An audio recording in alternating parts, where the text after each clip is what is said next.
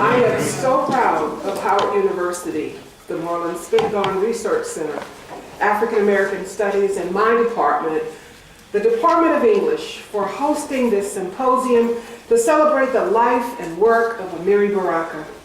Although there may be only a slight chance that Mrs. Amina Baraka will recall the day in January 1986 when she and Mr. Baraka opened their Newark, New Jersey home to this researcher. I thank her for her hospitality and recall how gracious Mr. Baraka was to allow me to interview him at both his home and in his State University of New York offices at Stony Brook. According to Larry Neal, the well-known scholar of African American theater and a major force during the Black Arts movement, in drama, Leroy Jones represents the most advanced aspects of the movement. He is its prime mover and chief designer. In a poetic essay entitled The Revolutionary Theater, he, that is Jones, outlines the iconology of the movement. The revolutionary theater must expose, show up the insides of these humans, look into black skulls. White men will cower before this theater because it hates them, because they have been trained to hate. The revolutionary theater must hate them for hating, for presuming with their technology to deny the supremacy of the spirit. They will all die because of this. The revolutionary theater, even if it is Western, must be anti-Western. It must show horrible attractions of the crumbling of the West, end quote. The Revolutionary Theater, 1965. Neal further noted, the theater that Jones proposes is inextricably linked to the Afro-American political dynamic, and such a link is perfectly consistent with Black America's contemporary demands. For theater is potentially the most social of all of the arts. It is an integral part of the socializing process. It exists in direct relationship to the audience it claims to serve. In his foreword to Kimberly Benston's Baraka, the Renegade and the Mask, 1976, Neal coins the phrase Black ethos and commends Benston's ability to, quote, understand the compelling significance of Amiri Baraka's specific cultural references and to come to grips with the psychic vortex, the emotional and mythic history that operates in the subtext of the poet's aesthetic. Today, I want to highlight how Amiri Baraka employs these cultural references in what I contend are two of his least known revolutionary plays. His street theater performances of Arm Yourself or Harm Yourself and Police. Some of you might remember those titles.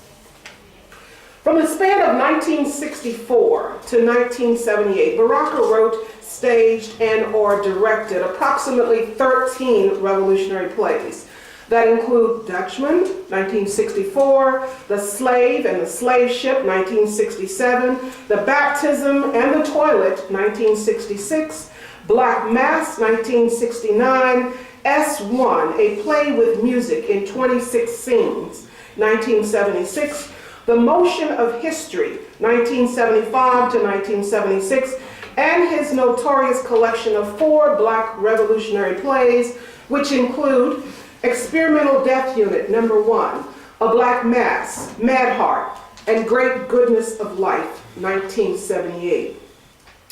In the late 1960s, the nationalistic impulse for dramatists of the Black Arts movement was to extend the creed of the Black cultural revolution out into the streets of urban Black America, realizing that an all-Black theater only reached a small portion of Blacks who were theater goers, and that effectively instilling Black awareness within Black communities depended upon a massive rather than selective appeal to Black audiences. Artists of the movement turned to an often overlooked sector of the Afro-American population. In an effort to extend their didactic approaches to Black drama beyond the enclosed theater space, Black playwrights wrote and staged plays specifically for Blacks who would otherwise avoid the traditional theater houses. Thus, with the urban unemployed or working class viewer in mind, Playwrights such as Ed Bullins and Amiri Baraka contributed brief, spectacular plays which transformed sidewalks into stages, billboards, neon lights, storefronts, traffic signs, etc. into props, and disinterested black spectators into crucial participants in their dramas. In the summer of 1968, the special issue of Drama Review, dedicated exclusively to black theater, fellow playwright Ed Bullins outlined for other black dramatists a set of instructions for effective composition and rendering of street theater. In his brief article, A Short Statement on Street Theater, Bullins defines the genre. Quote, a play or a dramatic piece, a skit, morality, or political farce, or black commercial that subliminally broadcasts blackness, written expressly to be presented upon the urban streets or adapted to that purpose. He also designates the specific audience, that is, diverse classes of people, the black working class, or special groups, that is, winos, pool hall brothers, prostitutes, pimps, hypes, etc. Bullins further discusses the method of delivery. First, you draw a crowd. This can be done by use of drums, musicians, recording equipment, girls dancing, or by use of a barker, or a rallying cry, which is familiar and revolutionary and nationalistic in connection. Finally, he suggests the type of plays most suitable to the genre. Short, sharp, incisive plays are best, he says. Bullins prescribes the guidelines for a genre which furthers those principles of the Black Arts Movement advocated by Neal. During the late 1960s, when Black Arts Movement artists adopted street theater as their means of communication with urban blacks, America had become a battlefield for widespread racial violence. In 1967, pent-up racial tensions exploded in race riots in the predominantly black urban areas of Newark, New Jersey, and Detroit. Moreover, black college campuses such as Fisk University, Howard University, and Central State University of Ohio became miniature battlegrounds for similar racial unrest between black students and the establishment. Robert Allen notes that, quote, government agencies tallied some 164 civil disorders, which resulted in 89 deaths and ensured property damage of $67 million. What was evident from these massive civil uprisings was that blacks had tired of emasculating white capitalism and thus had sought to reverse his invisible status through open rebellion. Far from being on the periphery of the heated racial conflicts of the 1960s, Amiri Baraka had firsthand experience in the turmoil as participant. He was brutally beaten and jailed during the Newark riots. And as an artist distilling the concomitant chaos into emotionally appealing poetry and drama, the streets had become universal stages for the ongoing drama of black survival in America. Thus, Baraka's dramatic art was an outgrowth of that same environment. In his revolutionary street plays, Arm Yourself or Harm Yourself and Police, Baraka continued the self-motivating strategies of the Black Arts Movement, yet he adapts his plays to an audience which is even more demanding than viewers of his all-black theater. In order first to allure possibly uninterested black people on the street, his plays had to immediately appeal to their very basic concerns. In order to promulgate the principles of black consciousness without appearing to condescend, he had to ground his plays tactfully in the context of the urban ghetto. Thus, subject matter was understandably familiar to the urban spectator, and the language neither pompous nor obscure. Certainly, Baraka must have been aware of the difficulties of preaching cultural consciousness to blacks who were still caught up in the emotional frenzy of the civil disturbances around them. Yet Baraka and other artists who used street theater as a vehicle for cultural revolution sought to close the gap as much as possible between the word and the act. Though Baraka's street theater involves apocalyptic and exorcistic violence, it is violence whose ends represent self-discovery rather than destruction of physical surroundings. In an attempt to reveal the rudiments of black oppression in America, in both Arm Yourself and Harm Yourself and Police, Baraka focuses upon the epitome of domination within the white power structure in America. the policeman, a symbol with which urban blacks of the 1960s, and I'd say perhaps still in today, were quite familiar.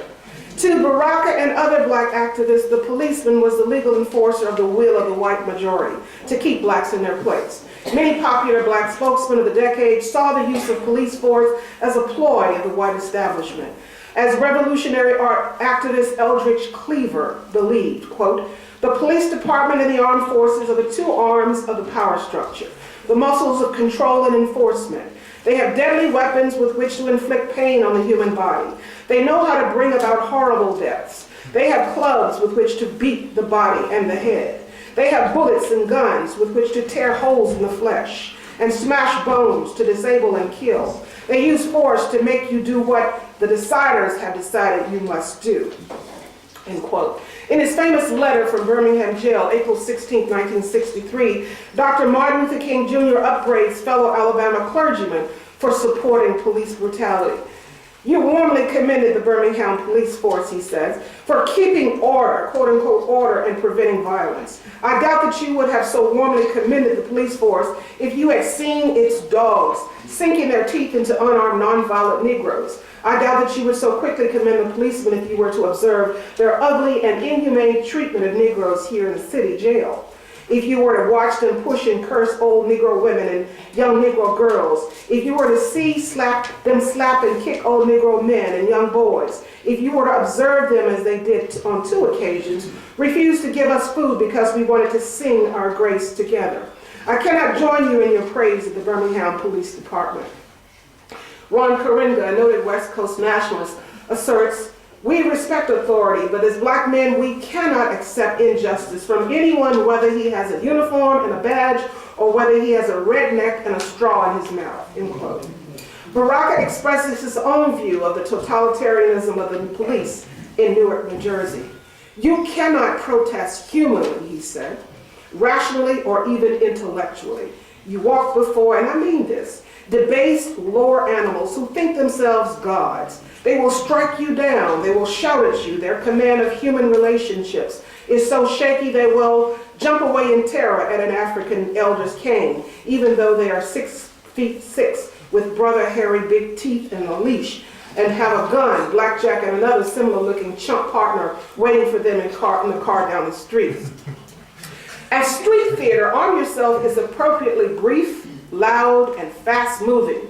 The play opens noisily, that is, arm yourself, harm yourself, with knocks on the door, kicks, somebody beating on the door, with racial slurs and profanity. White cops demand entrance into an apparent black dwelling, providing neither reason nor warrant for their actions. They seem to relish the terrorism which their badges afford them. On the other side of the door are 2 brothers who differ markedly on how best to handle the imminent intrusion of the white officers. One of them, called First Brother, is resigned to the futility of opposing the law and favors passive resistance, while the other, Second Brother, vows to use any means of violence available in order to prevent such a forced entry. Added to the conflict is the martyred Paul, a black man fatally shot while protecting the honor of Sister. Quote, "The policeman put his hands on, asked me for identification. Paul hit him and he shot Paul." End quote. The edifying cultural message of the play is featured in the heated debates between the 2 black men while awaiting the inevitable violence from outside their door. As the street scene ends, the cops eventually break down the door, shoot each of the inhabitants of the makeshift room, and sneer, "Dumb niggers, we ought to send them all to the goddamn gas chamber." The final scene of the play shows a complete reversal of the triumphant apocalypse which Baraka so often envisioned for blacks in America. Nevertheless, the fallen black victims indirectly invite black viewers to look more closely at the opposing philosophies which the 3 black men represent.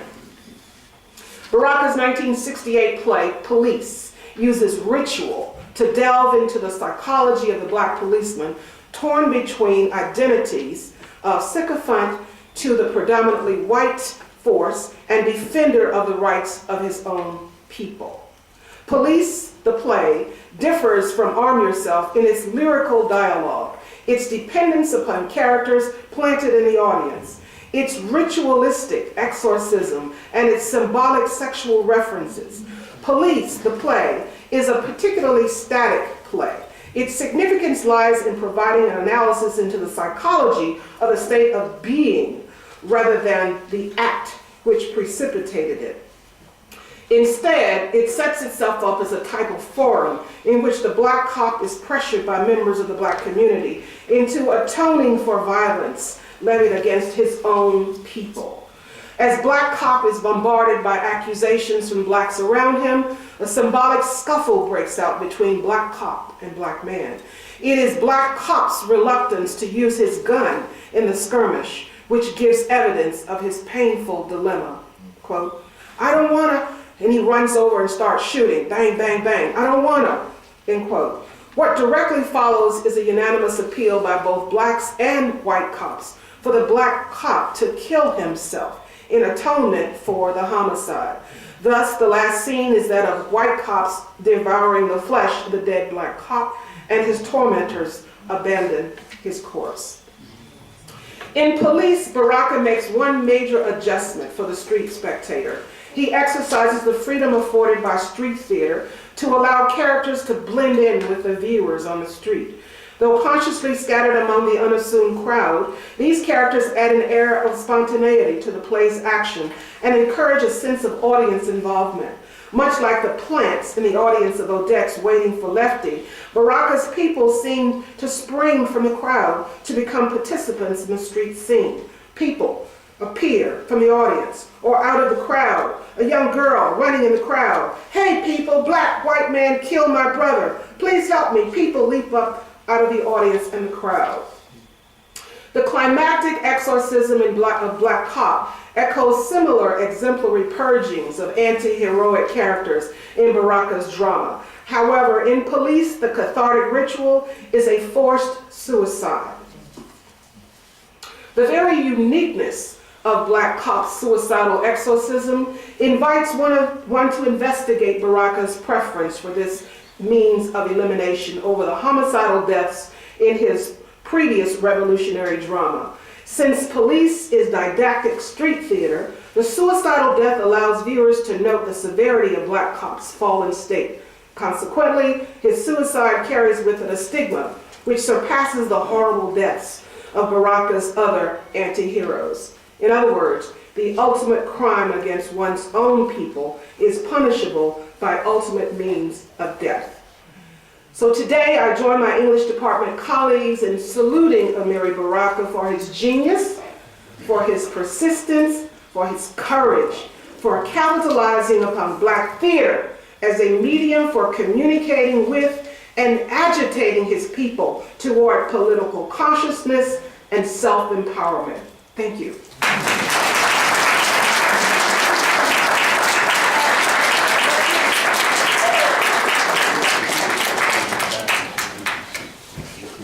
Good afternoon. While you find your seats, I just want to echo Dr. Shannon's gratitude to Dr. Dodson and Moreland Spingarn and to the Departments of English and Afro-American Studies and their chairs, and of course to you for having made the time to join us for this tribute. Thank you so much. I was privileged to have met Amiri Baraka when I was a very green, very young professional at the University of Virginia. Baraka spoke, it was 2003 or 2004, and brought down Thomas Jefferson's rotunda, figuratively. And for the few Black faces in the audience, we thought the thing was going to come down, literally. And I'm just so privileged and honored to be here with you today. Claiming Space, Amiri Baraka's fight in the art of anthologizing and the science of editing. The title of today's memorial program, In the Tradition, captures so many aspects of Amiri Baraka's life and work.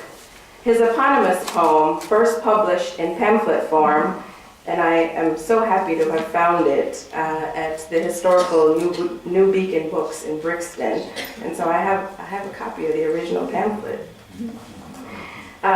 first published in pamphlet form in 1982 with cover art by Vincent Smith, was described as, quote, a revolutionary nationalist poem by William J. Harris. Harris's study, The Poetry and Poetics of Amiri Baraka, the Jazz Aesthetic, praises the work for its masterful aesthetic quality. In a review published in the College Language Arts Journal, Phillips Heldrick said that in this poem, quote, Baraka masterfully combines politics and cultural affirmation with a mature aesthetics reflective of the verse forms. Certainly, much can be said of Baraka's work with jazz forms and Black avant-garde aesthetics. However, overlooking the vast content of that long poem would cause us to miss a key motivation in Baraka's work. In the tradition stands as a sort of poetic anthologizing of those Baraka called, quote, constant, conscious strivers.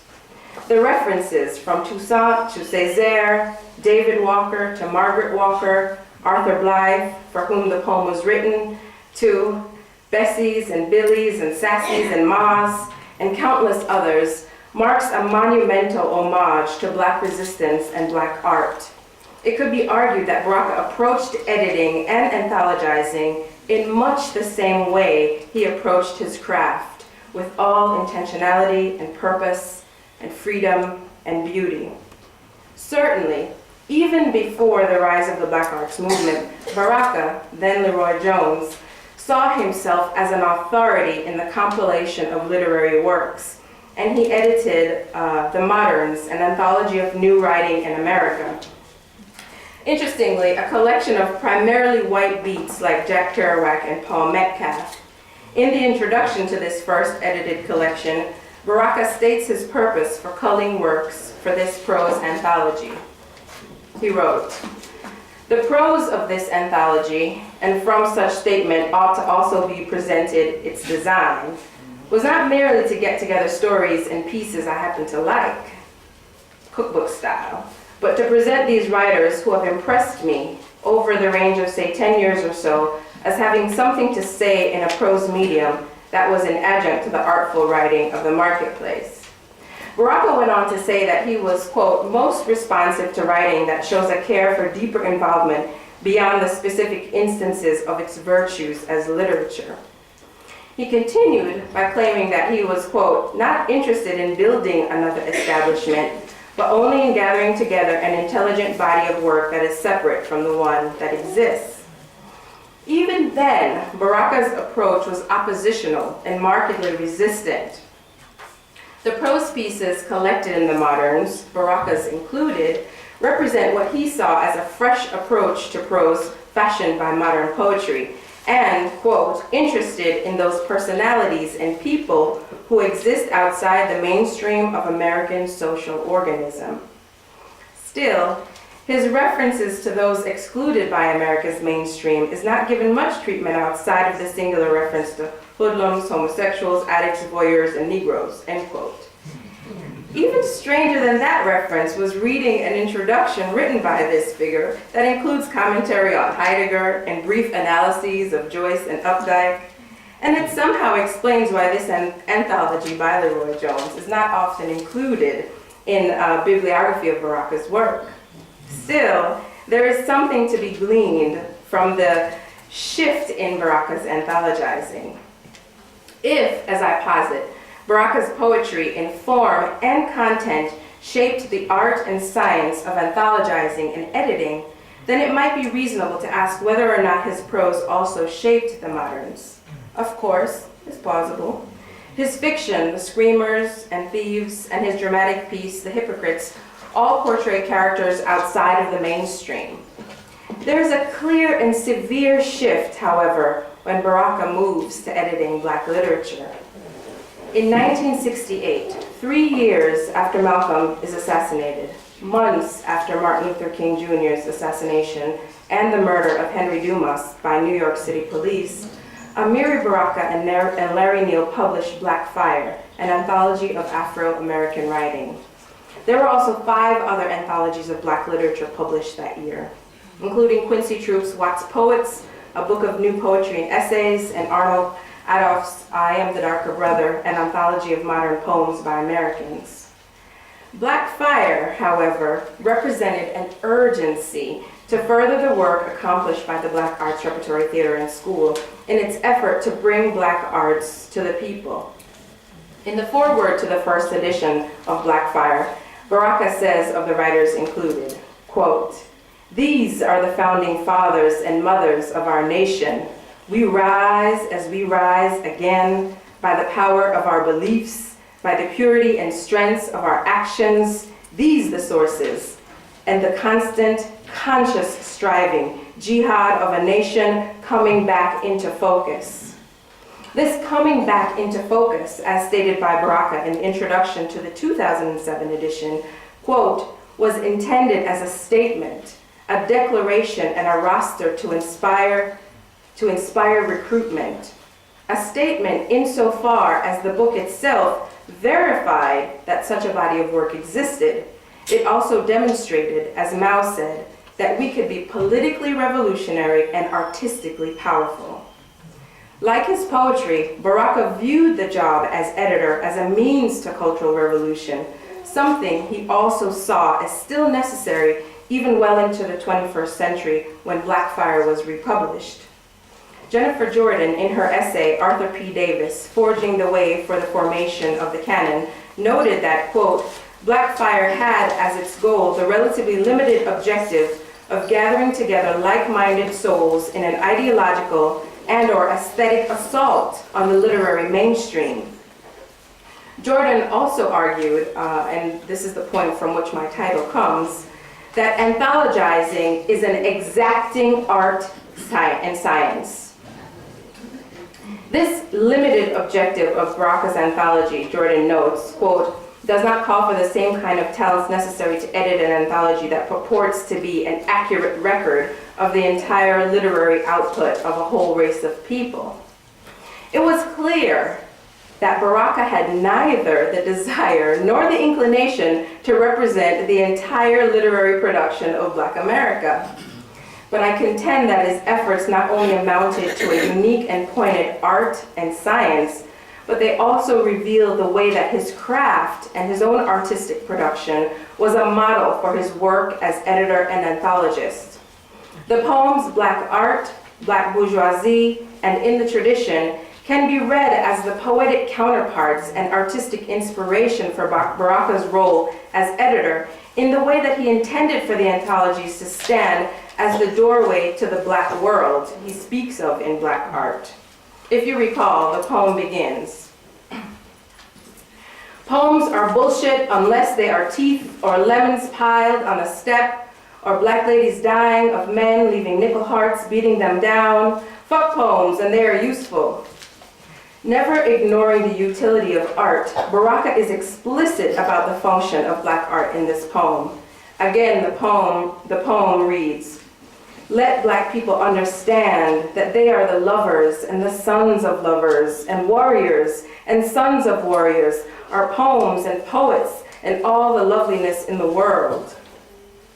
Also included in the anthology, this poem shaped the collection even in the way that Baraka organized the works. The collection opens with James Stewart's essay, The Development of the Black Revolutionary Artist, followed by Reclaiming the Lost African Heritage by John Henrik Clarke. The essays are instructive and progress, it could be said, in terms of ideological development, with works such as Stokely Carmichael's Toward a Black Liberation and Nathan Hare's Brainwashing of Black Men's Minds. The vast majority of the anthology's pages are dedicated to poetry, almost 400 pages, in fact, whereas drama is limited to 100 pages and fiction even less. Indeed, like his poetry, particularly the way he brought the names and legacies of Black artists and leaders into the genre. And I must note, while I don't have the time to go into this, it should be noted, as the scholar Howard Ramsey has, that Baraka's poetic corpus was responsible for paying homage to giants like Malcolm X and John Coltrane, among others, and opened the door for their names and their images to begin to permeate the lexicon of the Black arts movement.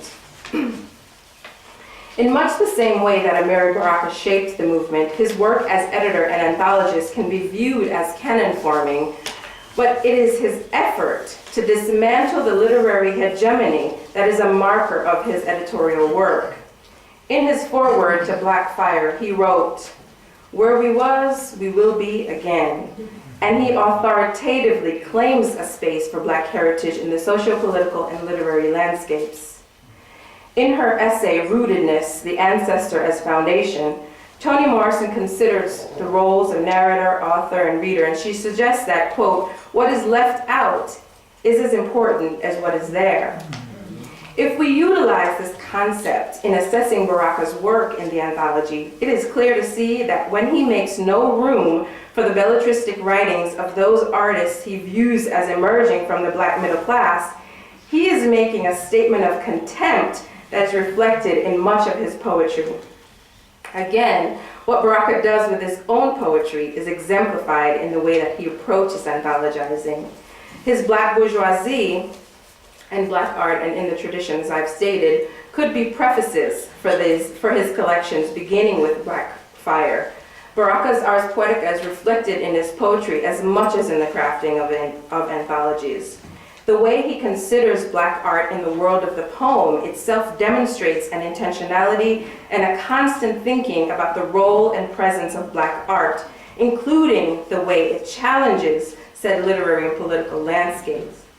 It is arguably with this line of thinking that he approaches his work of anthologizing.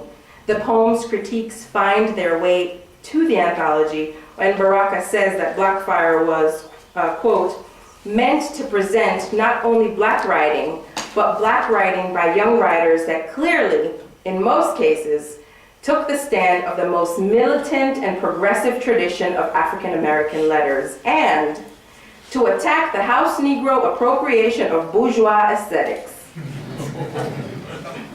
His poem tells us that the Black bourgeoisie, and I'm quoting from that poem, sees white skin in a secret room, rummages his sense for sense, dreams about Lincoln's, does not hate or phase, hates instead himself, him Black self. These artists, arguably, like those like Jim Cunningham, for example, who claim to write arts for art's sake, have no room in Black Fire.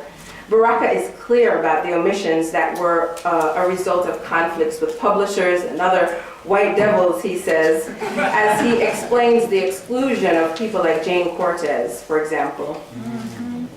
Baraka's intentional and pointed effort to position and privilege the voices of radical political and activist Black artists was, in fact, a way to claim space in the American literary world.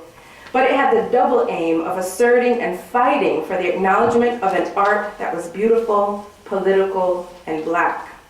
So the aim of representing a nation or a race of literature was not the scope of Baraka's work. And while these anthologies, as Jennifer Jordan has noted, do not call for the same kind of talents, the art and science of anthologizing was certainly employed, albeit for decidedly different aims. Within a decade of the original publication of Black Fire, there would be 50 more anthologies of Black literature. Many writers, including Gwendolyn Brooks, Dudley Randall, Arnold Adolph, would edit several collections. But Baraka's second anthology of African American literature would not come until 1985, when he co-edited, this is the first edition, Confirmation, an anthology of African American women with his wife, poet Amina Baraka.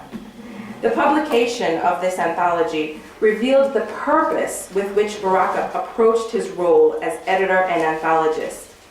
Baraka was always honest about his fight in anthologizing works. His artistry and science were always colored by this fight, and these talents revealed themselves most clearly in his gathering of Black women writers for Confirmation. Black women's literature, which I argue poses the greatest threat to the patriarchal white literary terrain, is called, arranged, and situated in this anthology, prefaced by a treatise of sorts. Baraka's introduction is strikingly different than his foreword to Black Fire. It comes with a developed and honest discussion of the multiple jeopardy, to use Deborah King's term, the multiple jeopardy faced by Black women. Baraka spoke of the plight of the Black woman in the Great White Way of the United States, a path that relegates Black women to the horrors of compounded race, class, and gender oppression. Again, the anthology, co-edited with his wife Amina Baraka, begins as an homage that is reminiscent of the poem in the tradition. The dedication reads, "For Charlie Parker, Billie Holiday, John Coltrane, and Sarah Vaughan, that kind of confirmation to our mothers." This dedication, it could be said, also serves as an epigraph to a collection rooted in the tradition. The introduction to this collection closes with that poem, in fact, as Baraka affirms with a line from the poem, "We are the artists." Like the poem, the collection begins with Margaret Walker, at least in terms of presenting the earliest Black woman writer to be included in the anthology. One line of the poem reads, quote, "Tradition for my people, Margaret Walker and David Walker," and it evidences Baraka situating Margaret Walker alongside one of the earliest radical Black thinkers in this country. The legacy of resistance is imprinted on the entire collection with the works of Toni Cade Bambara, Gwendolyn Brooks, Lucille Clifton, Jane Cortez, and I'm going to read the names, Mari Evans, Gail Jones, June Jordan, Audre Lorde, Polly Marshall, Toni Morrison, Faith Ringgold, Carolyn Rogers, Sonia Sanchez, Eleanor Traylor, Alice Walker, Shirley Ann Williams, among others. Again, the collection features primarily poetry, but also includes several works of fiction and 2 scholarly essays, including The Fabulous World of Toni Morrison, Tar Baby by Eleanor Traylor. As with Blackfire, confirmation is also explicit about who is excluded from the collection. Baraka noted that the anthology was also an intentionally restricted space, which had no room for, quote, "the Phyllis Wheatley, Jupiter Hammond, slave master sanctioned house Negro writing," end quote. The editors even noted the exclusion of Nikki Giovanni because of her trip to apartheid South Africa that year. And Baraka even addressed such participation as people, quote, "not interested in taking this oppressive system down, they just want to get in on it." He continued by arguing that this collection of Black women's writing would seek to dismantle the exploitative and oppressive system. In Unspeakable Things Unspoken, the Afro-American Presence in American Literature, Toni Morrison stated that canon building is empire building. Baraka's work as editor and anthologist was far more than the mere culling of literature. It was a fight, utilizing the art and science of anthologizing and editing to dismantle the U.S. American literary empire by building up the fortress and armament of Black radical literature. It was a fight that linked his craft as activist poet to his work as editor. As anthologist and editor, Amiri Baraka sought to lay a foundation for Black liberation through art, and this effort, I argue, was forged in much the same way Baraka composed his poetry. Indeed, as he wrote in the last stanza of the poem, Black Art, "We want a Black poem and a Black world. Let the world be a Black poem, and let all Black people speak this poem silently or loud." Thank you.